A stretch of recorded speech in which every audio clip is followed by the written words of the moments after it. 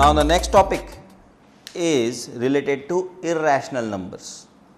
तो जैसे मैंने रैशनल नंबर्स की डेफिनेशन बताई पहले वीडियोस में, अब मैं इरेशनल नंबर की डेफिनेशन बताऊंगा, पी बाई क्यू फॉर्म वाली भी और डेसिमल फॉर्म वाली भी। आपको ध्यान से सुनना है और उसको एट द सेम टाइम अगर हो सके तो लिखना है। Consider it as I am dictating. So irrational numbers are the numbers which cannot be expressed in a p by q form where q is not equal to 0 and p and q belong to the set of integers and p and q are co-prime।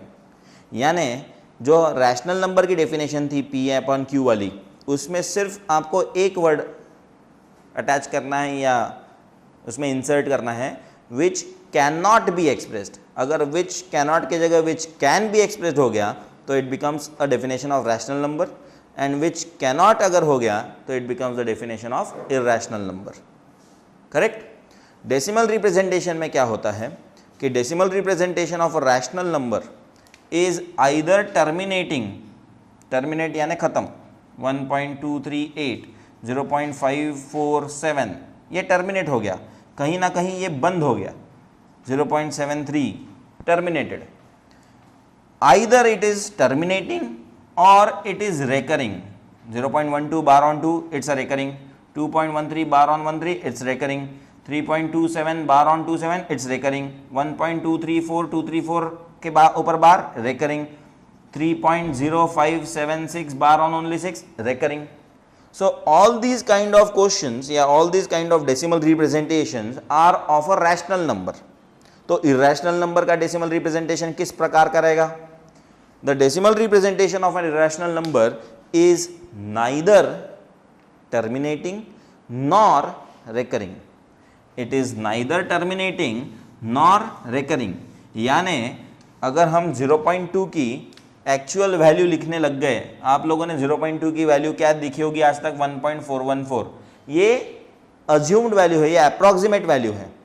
अगर उसकी आपको actual value जाननी होगी √2 की, आप खुद भी उसको गूगल कर सकते हो, बट अगर आपको जाननी होगी √2 की एग्जैक्ट वैल्यू तो it is non terminating and non recurring.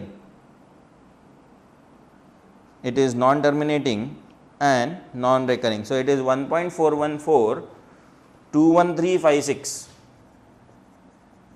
21356, 2373, 2373, 0950, 0950, 4880, 1, 6887, 242, 0969, so on। Are you getting my point? It is non-terminating and non-recurring। Because it is non-terminating and non-recurring, irrational numbers cannot be directly plotted on the number line itself। So that's the basic difference between irrational number and rational number। मतलब किसी ने अगर आपको basic difference पूछा कि क्या है भाई, तो रैशनल नंबर हम डायरेक्टली प्लॉट कर सकते हैं नंबर लाइन पे, बट इरेशनल नंबर्स हम डायरेक्टली प्लॉट नहीं कर सकते ऑन द नंबर लाइन। तो कैसे प्लॉट करेंगे on the number line irrational numbers को, हम आगे के टॉपिक्स में सीखेंगे कैसे प्लॉट करेंगे इन डिटेल, बट मैं अभी बता देता हूं आपको कि हम ज्योमेट्रिकली प्लॉट करते हैं उसको, इरेशनल नंबर्स को, with the help of geometry we plot it on the number line. Anyway, अब हमारे जो क्वेश्चंस है वो इरेशनल नंबर से रिलेटेड रहेंगे। जैसे हम रैशनल नंबर से रिलेटेड क्वेश्चंस कर रहे थे, अब वो इरेशनल नंबर से रहेंगे। तो सबसे पहला टॉपिक रैशनल नंबर में आपने क्या देखा था? Finding out rational numbers between given rational numbers, ये आपका पहला क्वेश्चन था। अब हम बोलेंगे find out irrational numbers between given two rational numbers. So let us see पहला क्वेश्चन या पहला topic, find out irrational numbers between given two rational numbers बोल लो या फिर between given two irrational numbers बोल लो। दोनों टाइप के क्वेश्चन हम कर सकते हैं, दोनों टाइप के टॉपिक्स हम इसमें कवर कर सकते हैं। Between given two irrational numbers as well. But जब between given two irrational numbers वो बोलेंगे, तो find out the irrational number between √2 and √3। √2 is irrational, √3 is also irrational, क्योंकि उसको p/q फॉर्म में आप लिख नहीं पाएंगे जिंदगी भर में कभी भी। fulfilling the conditions of P and Q. ठीक है. So पहले find out irrational numbers between two rational number, between given two rational numbers. तो एकदम इजी वाला लेते हैं, find out irrational number between 1 and 2. ठीक है, 1 और 2 के बीच में आपको इरेशनल नंबर चाहिए. तो ये रूट टी की जो वैल्यू थी 1.414, जो भी मैंने इतना लंबा लिखा था वो, दैट लाइज बिटवीन 1 and 2. अगर आपने उसका डेसिमल रिप्रेजेंटेशन देखा होगा, इट स्टार्टेड विद 1.414283 जो भी है. Will that exceed 2? कितना भी लंबा उसका डेसिमल रिप्रेजेंटेशन होगा तो भी नहीं, it will not exceed 2, it will lie between 1 and 2. But क्या हम ऐसे लर्न करेंगे? नहीं, हम बनाएंगे खुद के. कैसे बनाएंगे? अरे बहुत सिंपल है, 1 और 2 के बीच में चाहिए ना. ठीक है, तो उसके डेसिमल पॉइंट के पहले 1 रहना चाहिए, पॉइंट के बाद कुछ भी लिख दो, but it should have a pattern. कैसे पैटर्न? क्योंकि हम कोई एग्जैक्ट वैल्यू तो डालेंगे नहीं. So we will put what 1.4144144441 4444441 so on up to infinity, या सो ऑन, वो चलते जाएगा. यानी इसके आगे का कोई इमेजिन भी करेगा तो it will B 5 times 4 and then 1, उसके बाद it will B 6 times 4 and then 1. कहीं पे भी it is not repeating the pattern earlier. जो अर्लियर वाला पैटर्न है उसको रिपीट नहीं कर रहा है वो. 441 के बाद 441 अगर लिखा अपन ने तो इट विल बी रेकरिंग. हमें रेकरिंग नहीं चाहिए. 1.23 233 23333 so on up to infinity. जितने नंबर बनाने हैं बनाओ भाई. Only thing is that you have to keep it in mind कि it should start with 1 point something. Then only we will say that it is lying between 1 and 2. अब ये तो हो गया पहले टॉपिक से रिलेटेड. अब अगर उन्होंने बोला find out 2 irrational numbers between given 2 irrational numbers itself, तो फिर कैसे? जैसे कि ये हो गया हमारा 0 1 2 3 जो भी है अपनी नंबर लाइन वो, और उन्होंने फाइंड आउट करने बोला फाइंड आउट बिटवीन √2 and √3. अब ऐसे वक्त पे मुझे √2 का डेसिमल रिप्रेजेंटेशन मालूम होना चाहिए. इट इज़ 1 point, मतलब एटलीस्ट वो कहाँ से स्टार्ट होता है ये मालूम होना चाहिए, और √3 का भी, ताकि मैं उसको एक्सीड ना करूँ. अब मुझे √2 का मालूम है दैट इट इज़ 1.414 से स्टार्ट होता है. √3 का मालूम है it starts with 1.732. Now I have a gap of 1.4 and 1.7. 1.4 and 1.7, यानी मैं 1.5 से शुरू करके कुछ भी लिख सकता हूँ. 1.5 से शुरू करके मैं कुछ भी बना सकता हूँ. मुझे जो इच्छा है मैं उसके हिसाब से मेरे इरेशनल नंबर बना सकता हूँ. 1.5 भी चलेगा, 1.6 भी चलेगा, बट 1.71 तक चलेगा. 1.71 711 71111 so on up to. But मैंने जहाँ 1.7, चलो 7.2 भी चलेगा. मैं क्यों बोल रहा हूँ 7.2 भी चलेगा, आप समझिए बात को, क्योंकि 1.732 है. अगर मैंने 1.73 ये लिख दिया तो फिर ये गलत हो जाएगा, because it is exceeding the range of 1.732. It should lie between 1.414 and 1.732. You just have to take care of that. 1.61, 611, 6111, 61111, so on up to infinity is going to be the irrational number between √2 and √3. Now some important rules related to irrational numbers. Product of two irrational numbers can be rational number as well as can be irrational number. Addition of two irrational numbers can be rational as well as irrational. Subtraction of two irrational numbers can be rational as well as irrational. Similarly, division of rational number and irrational number can be both rational as well as irrational. Those examples we can understand while we do solve some questions related to the next topic. Now the next topic is representation of irrational number on the number line. I told you earlier that it is not possible to represent a irrational number directly on the number line, but it can be done with the help of geometry. So let us see what is spiral method and how do we use that spiral method to plot the irrational numbers on the number line. So the first topic, plotting irrational numbers on the number line.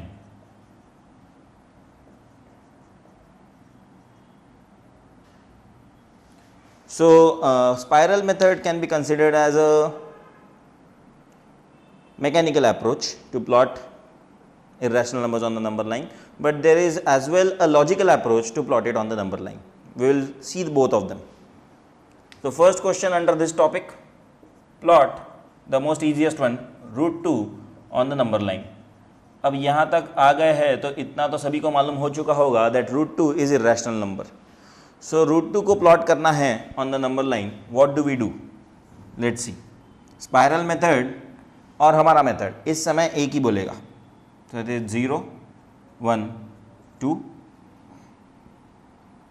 Spiral method का कहना है कि 1 unit का base लो, 1 unit का height लो, और ये height यानी perpendicular to the base रहेगा, तो इसका जो हाइपोटेन्यूज बनेगा इस समय, ये हाइपोटेन्यूज का लेंथ √2 रहेगा. क्योंकि हम √2 की वैल्यू अल्जेब्रिकली प्लॉट नहीं कर सकते ऑन द नंबर लाइन, तो हमें ज्योमेट्रिकली उस √2 के लेंथ जितना लाइन सेगमेंट ऑब्टेन करना पड़ेगा, और वो ऑब्टेन करने के लिए हमारे पास कोई दूसरा इससे अच्छा रास्ता नहीं है बट कि कौन सा, पाइथागोरस थ्योरम. तो अगर ये 1 यूनिट, ये 1 यूनिट, तो 1 square plus 1 square equal to this, that means ABC अगर राइट एंगल ट्रायंगल है तो AB square plus BC square equal to AC square होना चाहिए. That means AC square comes out to be 2, so AC comes out to be √2. तो ये जो AC है that comes out to be √2. Now put the metal point of the rounder on point O, origin. Take the radius in the rounder OA and mark an arc somewhere here. Now you are aware of the value of √2, that is 1.414 and so on something. So it will lie between 1 and 1.5. तो आप देख पा रहे होंगे कि 1 और 1.5 के एकदम 1.5 के करीब है. दैट मीन्स अप्रॉक्सीमेटली ये 1.414 के आसपास है. So that is the value of √2. यहाँ से लेके यहाँ तक ये जो प्लॉट किया that is √2. So that's how we can plot irrational number on the number line. अब जब √3 प्लॉट करने की बारी आती है तो NCERT बोलता है आप स्टार्ट करेंगे यहीं से 1 1 लेके √2 लेंगे पहले. अब √2 बेस रहेगा और 1 सेंटीमीटर OA को परपेंडिकुलर ड्रॉ करो, 1 सेंटीमीटर OA को परपेंडिकुलर ड्रॉ करो, और जब वो इसकी हाइपोटेन्यूज मिलेगी वो रहेगी √3. अगर करके देखना है तो देखते हैं. ये हमारा रहेगा DO फॉर दैट मैटर, हमने अगर इसका नाम रखा तो DO के लिए राइट एंगल ट्रायंगल ये बना OAD. So DO square would be equal to OA square plus AD square. चलो AD तो आपका 1 है, OA आपका √2 है. √2 का स्क्वायर प्लस 1 का square gives you how much, 2 + 1. So DO square is 3. If DO square is 3 then what is DO equal to, DO is equal to √3. सो √3 मिल चुका है. √3 को प्लॉट करना है. Take the rounder, metal point on O, pencil on D, mark an arc. Now √3 की value आप सब लोगों को मालूम है 1.732 सो ऑन. सो इट्स 1.732, तो 1.5 और 2 के बीच में बराबर प्लॉट हुआ 1.732 so on up to infinity, because it is non terminating and non recurring. Spiral method क्यों बोलते हैं, क्योंकि अगर हम आगे आगे चलते जाएंगे, देखिए अगर मैं इसको और 1 सेंटीमीटर का परपेंडिकुलर दूं और मैं बोलूं कि EO मुझे मिलेगा, √2 √3 के बाद क्या मिलेगा, √4, and √4 is actually the value 2. तो इसलिए √4 डायरेक्टली प्लॉट हो जाएगा because it's a perfect square. √4 is not irrational, √4 is rational. But √5 पे भी अगर जाना होगा तो हमें ये प्रोसेस फॉलो करते हुए जाना है, ऐसा NCERT का कहना है. तो ये 1 सेंटीमीटर और आगे, ये हमारा जैसे EO आया था वैसे FO आएगा, और वैसे हमें √5 मिलेगा विच इज 2.25 या 2.23 something, but it goes beyond 2. So are you able to see कि ये एक किस प्रकार का डिज़ाइन बन रहा है अगर 1 1 सेंटीमीटर हम ऐड करते गए. So this is how you are going to get √5, √6 so on, √7. तो ये है स्पाइरल मेथड. ये स्पाइरल शेप जो ले रहा है, ये स्पाइरल शेप कंटिन्यू होते रहेगा. That's why this method is known as spiral method. But हमारे पास इससे बेहतर और इससे छोटा अप्रोच या वे है to plot the same irrational number on the number line. √2 √3 तक तो ठीक है, वो तो दोनों ही मेथड से जाएंगे तो सेम ही टाइम लगने वाला है, सेम ही स्टेप्स लगने वाले. बट √5 के लिए अगर हम बात करते हैं तो √5 के लिए √2 √3 √4 √5 ऐसा करने से बेहतर ये होगा कि √5 के कॉम्बिनेशन कर लो. कि √5 बनता कैसे है. √5 बनता है 2 + 3 से. √5 बनता है, √5 के अंदर का जो वैल्यू है, √5 के रेडिकल के साइन के अंदर का वैल्यू क्या है 5। 5 बनता कैसे 2 + 3 से, 5 बनता कैसे 4 + 1 से। अब हम ऐसा कॉम्बिनेशन चूज करेंगे जिसमें या तो दोनों परफेक्ट स्क्वायर हो या तो एटलीस्ट एक तो भी परफेक्ट स्क्वायर हो। अब 4 + 1 में दोनों के दोनों परफेक्ट स्क्वायर है, तो ये कॉम्बिनेशन को सबसे हाईएस्ट प्रायोरिटी, जब भी आपको 5 प्लॉट करना है तो 4 + 1 कॉम्बिनेशन लेना, और ये कॉम्बिनेशन कहाँ यूज करना है ये मैं आपको बताऊंगा। 2 + 3 में कोई भी परफेक्ट स्क्वायर नहीं है, तो इसको सबसे आखिरी प्रायोरिटी।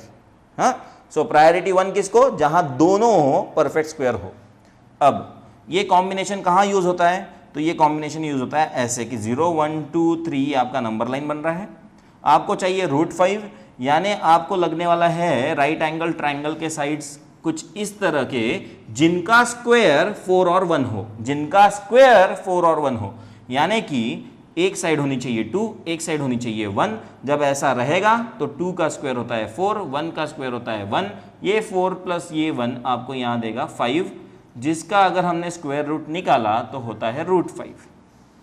तो ये एक ट्रिक है, ये एक लॉजिकल अप्रोच है, और इस कॉम्बिनेशन को यहां प्लॉट करने के लिए हम 2 यूनिट्स लेंगे ऑन द नंबर लाइन, ये हो गया 2 units on the number line, और 1 unit perpendicular.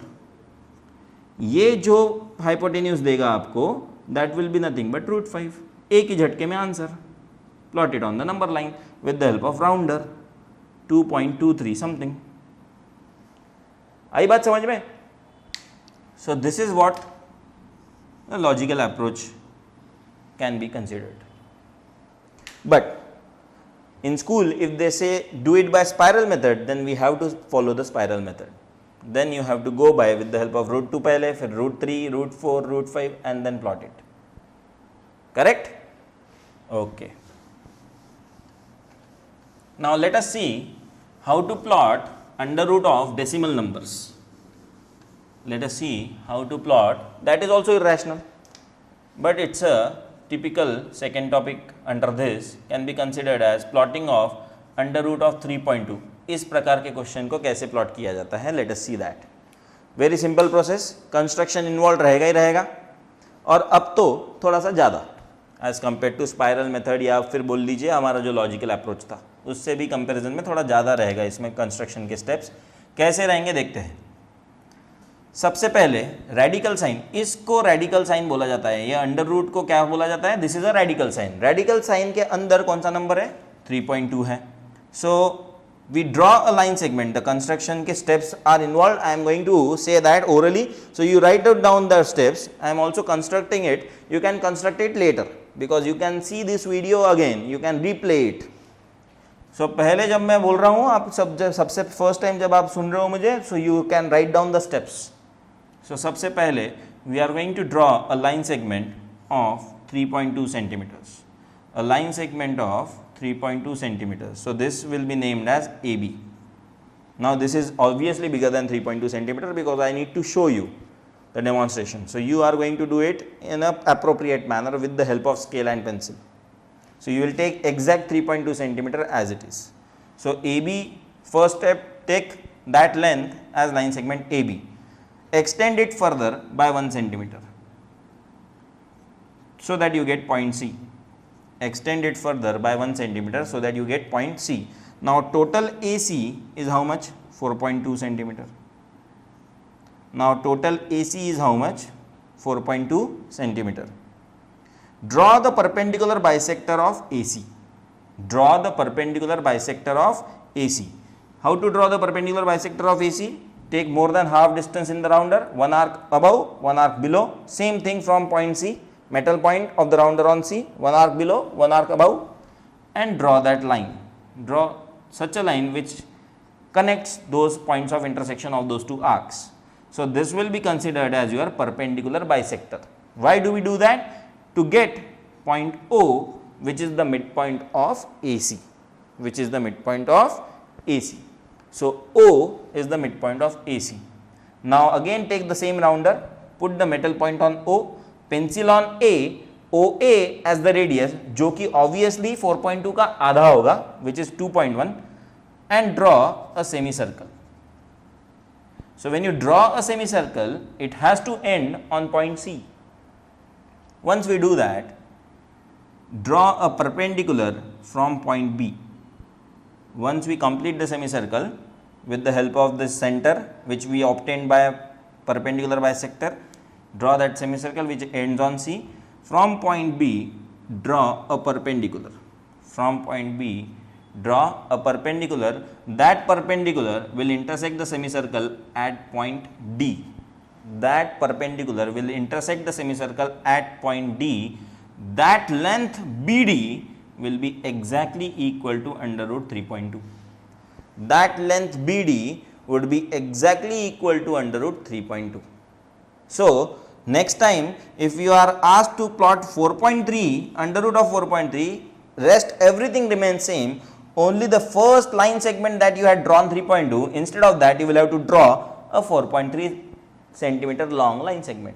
Rest everything same. 4.3 draw करने के बाद 1 सेंटीमीटर से बढ़ाया, उसका परपेंडिकुलर बाइसेक्टर ड्रॉ किया, मिड पॉइंट मिलने के बाद OA रेडियस लिया राउंडर पे, सेमी सर्कल ड्रॉ किया जो कि C पे एंड हुआ और पॉइंट B से ही परपेंडिकुलर वापस ड्रॉ किया, तब जाके जो BD मिलेगा that would be under root 4.3. As simple as that. है कि नहीं? Simple process. Very good. Take it down. So the next topic is visualization of representation of rational number on the number line through the process of successive magnification. यानी decimal number which is a rational number which I said can be plotted directly, but if you want to plot it in a precise manner we have to follow a particular approach, and that approach is successive magnification, and for that we will have to take one example. So example is 2.537. इसके आगे भी हो सकता है but 2.537 is sufficient. 2.537 जब plot करना है तो सबसे पहले हम नंबर लाइन पे 0, 1, 2, 3 ये लेंगे और पहले हम सिर्फ 2.5 देखेंगे, बाकी का छुपा के रखो. 37 की तरफ ध्यान मत दो, सिर्फ 2.5 देखो और ये डिसाइड करो 2.5 किसके बीच में आएगा, 1 और 2 के बीच में या 2 के 3 के बीच में. Obviously between 2 and 3. So let us magnify that. So when we magnify 2 and 3 के बीच में we get 2. पहले तो ये 2.0 2 को ही रिप्रेजेंट करेगा. नेक्स्ट वुड बी 2.1, 2.2, 2.3, 2.4, 2.5, 2.6, 2.5 मिल गया. 2.6, 2.7 आगे का रहेगा 3 तक. अब 2.5 के बाद वाला नेक्स्ट डिजिट देखो, 7 को छुपा दो. सो 2.53. अब मुझे बताइए 2.53 2.5 और 2.4 के बीच में रहेगा या 2.5 या 2.6 के बीच में रहेगा. So obviously it will be between 2.5 and 2.6. So 2.5 and 2.6 has to be magnified. When we do that this is 2.50. Next would be 2.51. Next would be 2.52. Next would be 2.53. 2.54 जो हमारे काम का था वो मिल गया. उसके बाद का अगर आपने बाद में लिख लिया तो भी चलेगा. It would be 2.60. Now next is 2.537. 2.537 obviously lies between 2.53 and 2.54. So when we are talking about 2.53 and 2.54 in between, so it would be 2.530. पहला वाला तो यहाँ तक ठीक है. उसके बाद 2.531, 2.532, 2.533, 2.534, 2.535, 2.536, 2.537. This is the decimal representation with the successive magnification method of what? 2.537. So 3 steps you will be able to see that 2.537 यहाँ पे है हमारा important part.